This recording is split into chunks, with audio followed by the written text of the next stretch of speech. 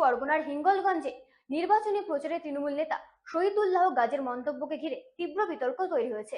প্রার্থী আনন্দ সরকারের উপস্থিতিতেই বিজেপি কর্মী সমর্থকদের উদ্দেশ্যে তার বক্তব্য ইতিমধ্যেই ভাইরাল হয়েছে সোশ্যাল মিডিয়ায়। প্রকাশ্য সভা থেকে তৃণমূল নেতার হুমকি। হিঙ্গলগঞ্জ পঞ্চায়েত সমিতির সভাপতি তথা হিঙ্গলগঞ্জ ব্লক তৃণমূল কংগ্রেসের সভাপতি শহীদুল্লাহ গাজী হিঙ্গলগঞ্জে তৃণমূল প্রার্থী আনন্দ সরকারের সমর্থনে ভোট প্রচারে প্রার্থীকে পাশে বসিয়ে রেখে বিজেপি কর্মী সমর্থকদের কার্যত হুঁশিয়ারি দিলেন। সেই ভিডিও এখন সোশ্যাল মিডিয়ায় ভাইরাল। তিনি বলেন, বিজেপি ভোটাধিকার কেড়ে নিয়েছে। 2011 সালে রবীন্দ্রসঙ্গীত নজরুল গীতি বাজিয়েছি, এবার ডিজে বাজাবো। এই ডিজে মাইকের ডিজে নয়, অন্য ডিজে। এদেরকে ছাড়া হবে না। হয় বিজেপিকে গুজরাটে পাঠাবো, না হয় বাংলাদেশে পাঠাবো। এদেরকে ছাড়া হবে না। যতই অমিত শাহ শুভেন্দু অধিকারী আসুক, ওদেরকেও ছাড়া হবে না। এদের যা হয় হবে। তৃণমূল নেতার এই মন্তব্য ঘিরে শুরু রাজনৈতিক চর্চা। বিজেপির তরফে নির্বাচনের আগে ভয়ের বাতাবরণ সৃষ্টির অভিযোগে নির্বাচন কমিশনের হস্তক্ষেপে তৃণমূল নেতাকে গ্রেফতারের দাবি জানানো হয়েছে। মন্তব্য সাফাই দিতে গিয়ে হিঙ্গলগঞ্জ পঞ্চায়েত সমিতির সভাপতি তথা হিঙ্গলগঞ্জ ব্লক তৃণমূলের সভাপতি শহীদুল্লাহ গাজী বলেন, 2011 সাল বা 2016 সালে আমরা বিজয় উৎসব করিনি। 2026 সালে বিজয় উৎসব করব, আনন্দ দেব। অমিত শাহ আসুক কিংবা প্রশাসনিক বাধা হোক, বিজয় উৎসব বন্ধ হবে না, সেটা বলতে চেয়েছি। এটা হুঁশিয়ারি নয়, কর্মীদের উৎসাহিত করলাম। অন্যদিকে হিঙ্গলগঞ্জে তৃণমূল প্রার্থী আনন্দ সরকার বলে, ইয়াং জেনারেশনের ডিজের গান পছন্দ করে, তাই আনন্দে দেওয়ার জন্য উনি বলেছেন। এটা কোনো উস্কানিমূলক বক্তব্য নয়, আর বিজেপি নিজেদের সীমারেখা অতিক্রম করছে। যারা ভোট অধিকার কেড়ে নিয়েছে ভারতীয় জনতা পার্টি এবং আমার আওয়াজ যদি তারা শুনতে পারে, আমি তাদেরকে বলবো এবং কর্মীদের বলবো, 29 তারিখে ভোটটা ভালো করে দেবে। আর 4 তারিখের মধ্যে 2011 সালে আমরা রবীন্দ্রসঙ্গীত ডিজি বাজি, আমরা সেদিন আমরা কিন্তু রবীন্দ্রসঙ্গীত এবং আমরা সেদিন নজরুল গীতি বাজিয়ে আমরা সেদিন কিন্তু আমাদের বিজয় উৎসব করলাম।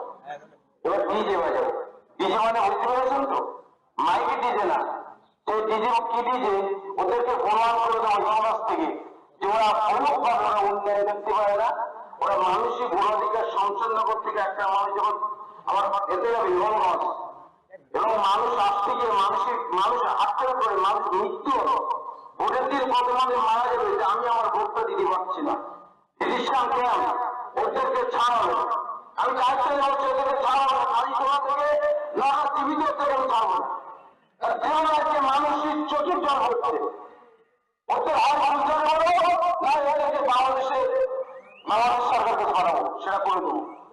আপনাদের একটা কথা শুনুন, আপনারা বুথে যান, মানুষের কাছে যান, মানুষ মমতা বন্দ্যোপাধ্যায়কে ভোট করুন। এর পরবর্তী সময় আপনার সঙ্গে বলবো, কর্মী বলবো, মাইক সমালোচনা করুন না।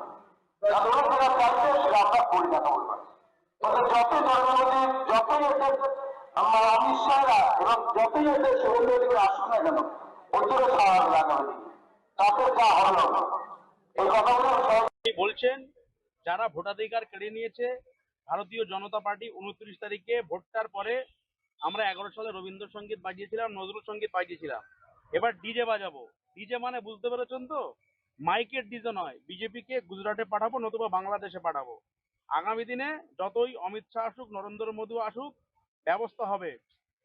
তাতে যা হয় হবে। আপনি আপনার বক্তব্য বলেছেন, কি বোঝাতে চাইলেন বলুন তো? দেখুন, এটা পরিষ্কার।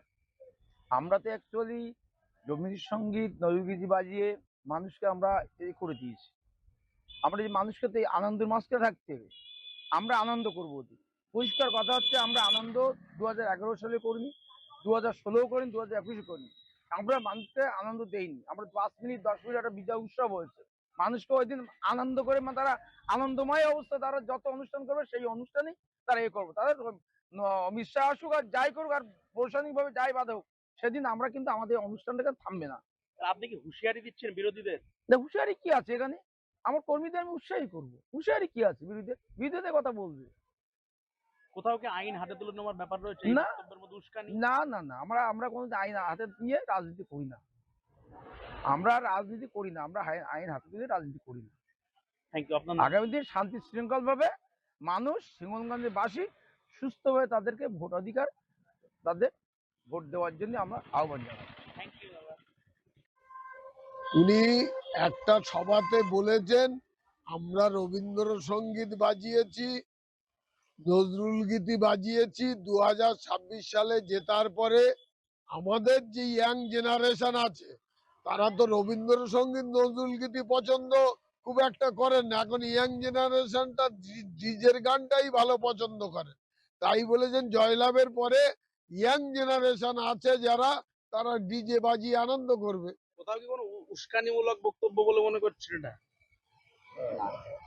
দেখুন,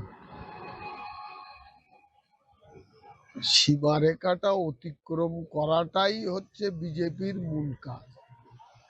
আপনি বলুন তো, যে ভাষায় যে কথাগুলো বিজেপি বন্ধুরা বলছেন, শুধু আমরা মমতা ব্যানার্জি এবং সেনাপতি অভিষেক বন্দ্যোপাধ্যায়ের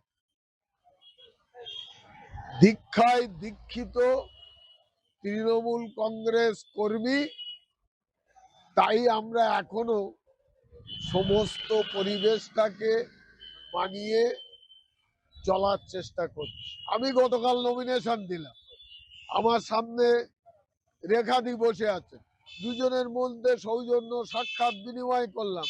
এটাই তো বাংলার কৃষ্টি, কালচার, সংস্কৃতি, এটাই তো আমাদের বাঁচিয়ে রেখেছে এবং বাঙালি এইটা করতে অভ্যস্ত। তার মাঝখানেই তো ওনারা সীমারেখাটা লঙ্ঘন করছেন।